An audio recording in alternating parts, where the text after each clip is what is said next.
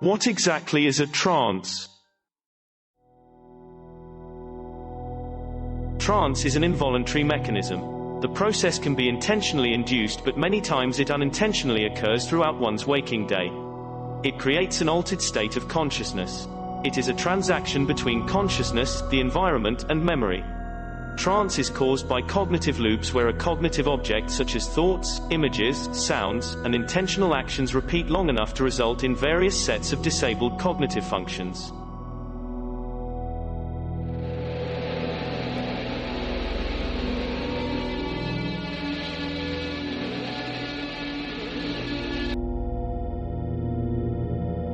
The process allows for an altered state of consciousness, an inspirational state wherein the mind can achieve a higher form of being with a deeper understanding of self, as well as communion with the divine aspect of one's authentic self.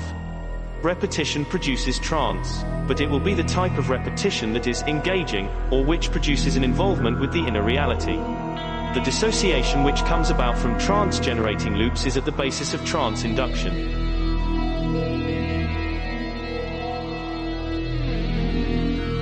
Entraining the brain is a process of forced resonance where the normal state of the conscious brain is altered into one of four principal brainwave states. Entrainment and synchronization is the process behind repeated rhythmic trances.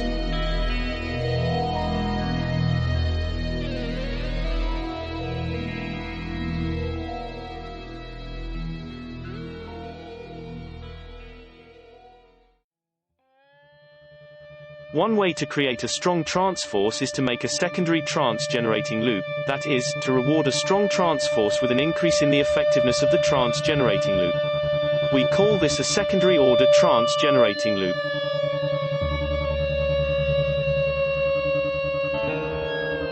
These secondary trance-generating loops are important in deep hypnotic trances, addictions, and advanced meditative states. Trance can be produced by the repetition of mantras, by chanting, by exposure to any repeated images. Regular drum beats will produce trance. Sequences, associations, patterns, and abstract thoughts are all part of the magical trance, but nothing is more important, or less understood than the trance-generating loop. Dissociation is defined as a mild detachment from immediate surroundings to a more severe detachment from physical and emotional experience. The major characteristic of all dissociative phenomena involves a detachment from reality, rather than a loss of reality as in psychosis.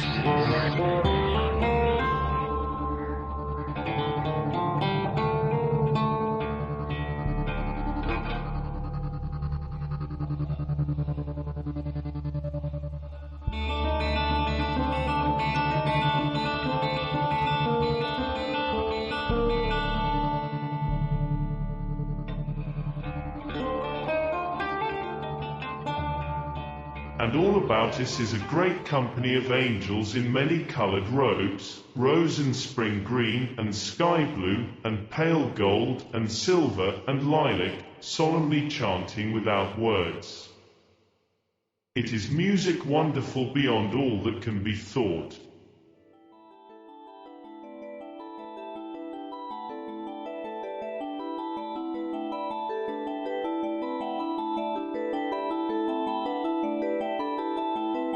A consistent rhythmic stimulus, whether a pulsating light or a tone, within 8 to 10 Hz causes brain waves in the occipital lobe, parietal lobe, or temporal cortex to exhibit a frequency-following response that either resonates with the presenting stimulus or shows a frequency harmonic or a subharmonic of a stimulus. A binaural beat can be experienced by putting a given frequency tone in one ear and a slightly different tone in the other, producing a third tone which is the difference in frequency of the two tones. Thus, putting a 200 Hz tone in one ear and a 210 Hz tone in the other would cause one to perceive a 10 Hz beat tone. Binaural beats are best perceived at lower pitches at about 440 Hz.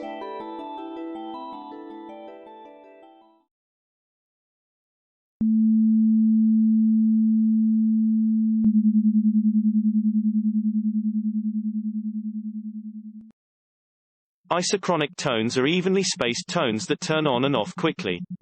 They are an effective auditory entrainment method because they elicit a strong auditory evoked response via the thalamus, and most people find them tolerable. They are exceptionally dissociating and have hypnotic qualities when consisting of a pure sine wave with a pitch of about 150 to 180 Hz. Unlike binaural beats, which require headphones to be effective, the patterns that produce the isochronic beat is outside the brain, so headphones are not required for entrainment. You need at least 6 full minutes at any desired frequency to allow the brain to entrain to it. This is called the frequency following response.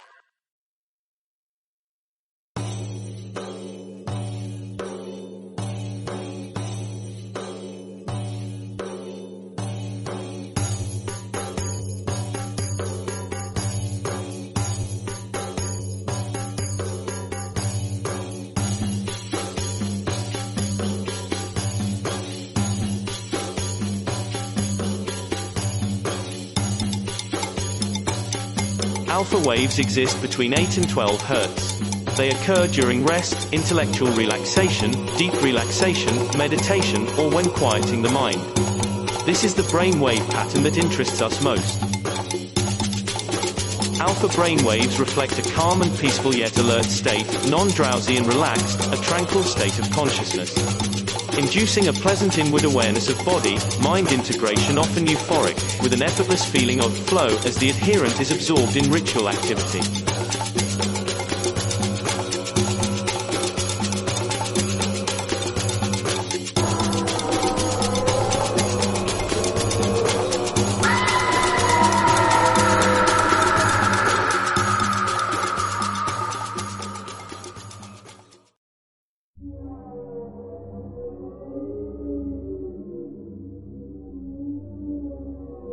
The Egyptian soul consists of 8 emanations. The ayub is the heart emanation. It is the physical locus of the individual identity and consciousness, the bridge between the objective universe and the subjective universe of the metaphysical emanations.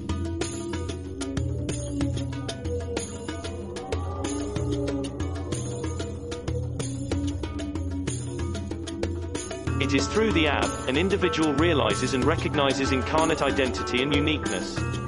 Following the expiration of one's body, it is through the ayub that one can re-enter the objective universe through thought transference.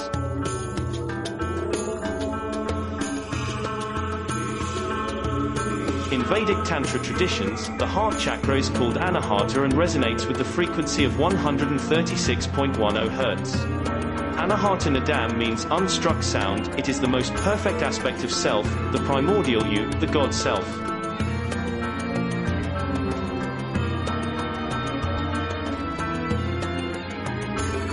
Ahata Nadam in the form of music can lead to the experience of Anahata. It is transcendental awareness.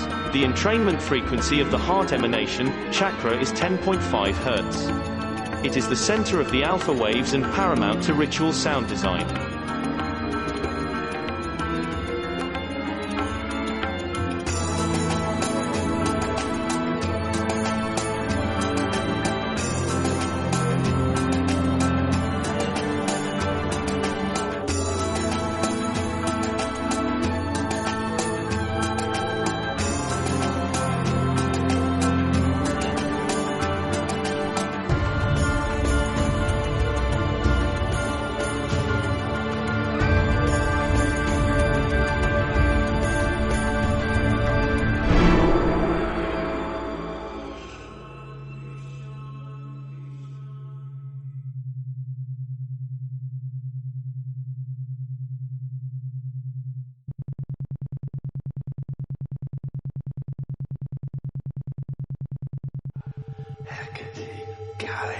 Lilith, Baphomet, Diana, Inanna, Naima, Asherah, Hecate, Kali, Lilith, Baphomet, Diana, Inanna, Naima, Asherah, Hecate, Kali, Lilith, Baphomet, Diana, Inanna, Naima, Asherah, Hecate, Kali, Lilith, Baphomet, Diana, Inanna, Naima, Asherah. And a voice cometh, as it were the music of the ripples of the surface of the sphere. Truth is delight.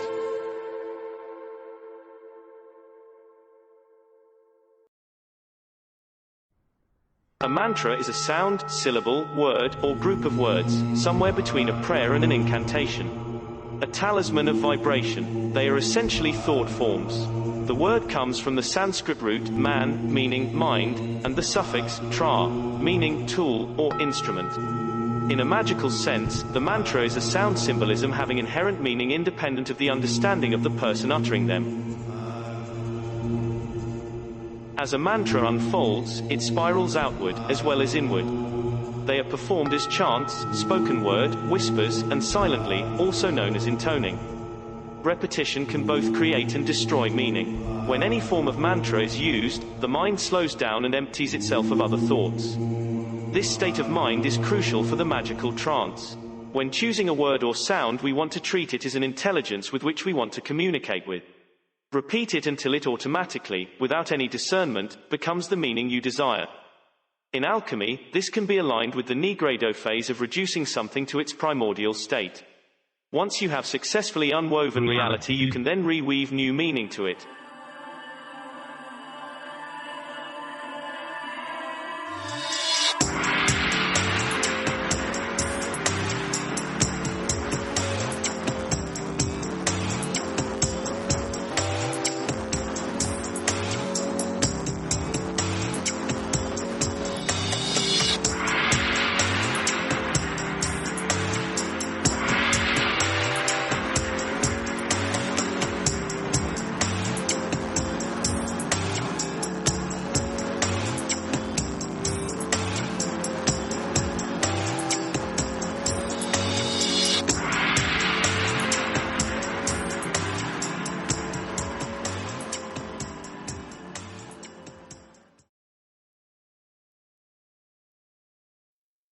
In addition to music, dance contributes to this orgy of movement, its violent excitation of the labyrinth.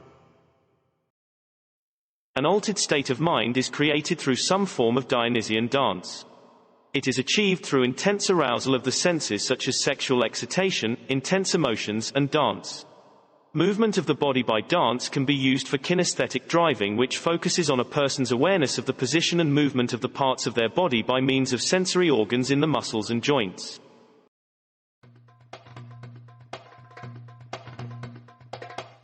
The ayub rhythm originated from pre-Islamic ancient Arabia, Morocco, and Egypt.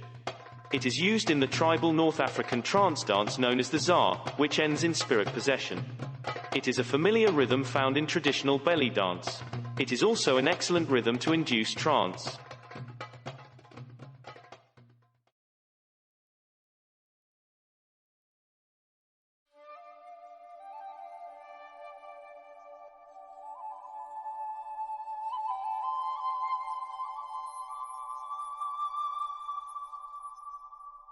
An indispensable technique to master is developing the ability to stare at a fixed point, or symbol, for long periods of time without letting the eyes change focus. The flame of a candle or perhaps a sigil should be used. As one gazes without distraction, the mind empties and induces a hypnoidal state of physical anesthesia, and then a suspension of time-space. Tritaka is easily mastered with regular daily practice. Eventually, the immediate surroundings become blanked out. Allow this to happen. Simply observe without thinking or analyzing what is taking place. We finally arrive at our last set of tools for magical trance induction that will be discussed in this presentation. Other trance-inducing techniques and tools are available to the adherent, and I urge you to research the plethora of this subject on your own and within your belief structure.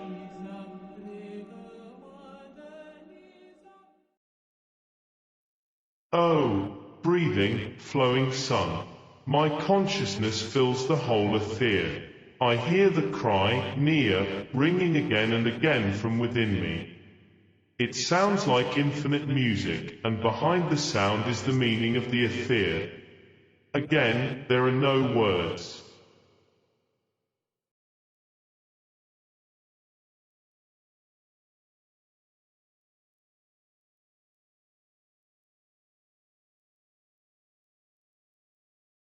There are many traditional asana, or body postures, and they can be of great benefit to look into. All of the asana are using your body to form a symbol of power. They are best performed without the slightest movement, as they eventually dissolve the bridge between objective and subjective universes. These asana are the art of invoking power with your body rather than with words. The Pharaoh asana is also referred to as the God posture, for we are all gods in the making.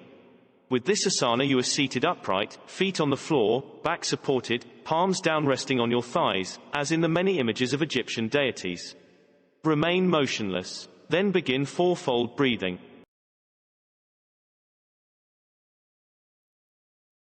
The simplest yet most effective technique for inducing magical trance, and one that should be implemented first before anything else is performed of a ritual, is fourfold breathing. After you have assumed the Pharaoh asana, in a slow, relaxed tempo inhale for 4 beats, hold 4, exhale 4, and hold 4. Repeat this pattern for a minimum of 10 minutes.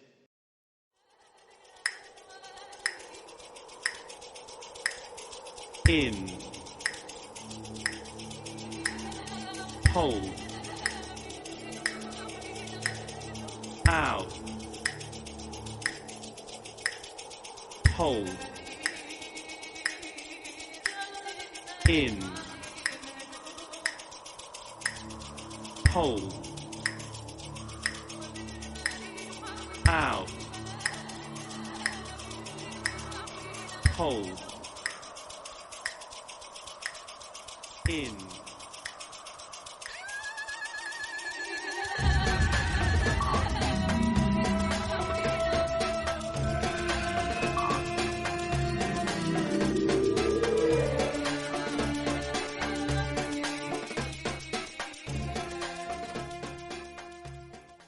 At the end of any ritual working, it is recommended to acquire a technique that enables you to thoroughly disconnect from the entire ritual and at the same time embeds the ritual experience into one's unconscious mind. One such technique is glossolalia, which can be explained as a fluid vocalizing of speech-like syllables that lack any readily comprehended meaning. Inducing glossolalia trance begins with uttering syllables mindlessly. Allow them to become a fluid stream of sound that carries you away into a separate, unrelated to the ritual, trance. Speak as if you were actually talking, with real intonation and animation. Eventually, you will arrive at a point of madness and terror. Continue into this for a while.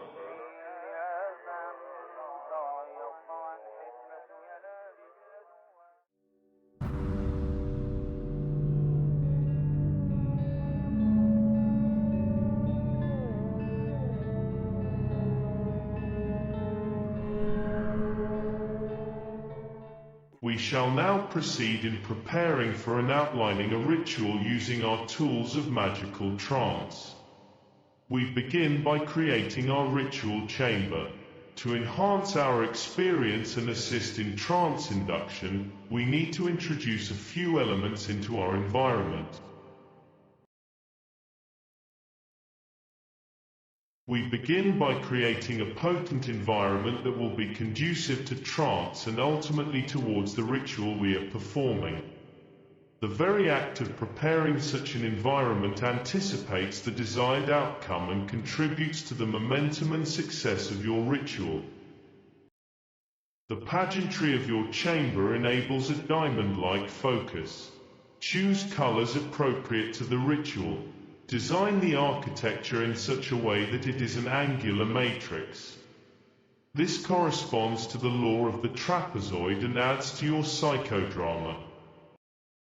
Decorate with a minimum of candles, burn specific incenses, and have a concealed ultraviolet light. We need not bring UV-sensitive posters into the chamber. The black light alone will generate an adequate atmosphere. Add an element of chaos with a strobe light set to alpha state, around 280 beats per minute. Have your chosen music and sounds already playing before you enter your chamber. This should contain alpha-based beats created with isochronic tones. Any drumming or rhythmic instruments should adhere to the alpha wave entrainment. Simple tones generated should be low menacing sounds. If you choose to incorporate actual music into your setting, be sure it is in the background and not distracting.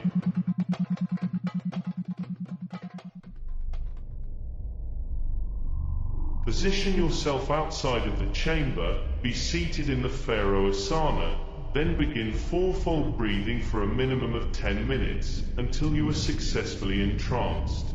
You shall now enter your ritual chamber. Perform any ceremonies, invocations, evocations, prayers, or hymns.